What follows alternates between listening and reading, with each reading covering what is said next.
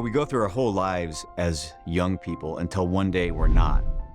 And for me, that started showing up in my mid to late 30s. And it started with being tired all the time after work. It started with maybe having not the greatest mood. It started with aches and pains and not being as physically strong or not having the drive that I used to have. And I was looking for a solution.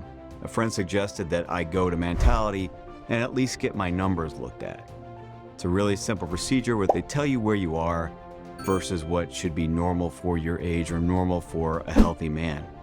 And my numbers were a little bit on the low side. And I knew there was a possibility to raise those up. And I didn't know quite what it would do for me, but I knew I felt so bad that anything was worth a shot. And so I began treatment with them back in 2015. And it has been the foundation for everything else in my life that has changed and is good. At 46 years old now, I'm as strong as I've ever been. I'm in the best physical shape that I've ever been. I don't get tired anymore. I don't have mood issues.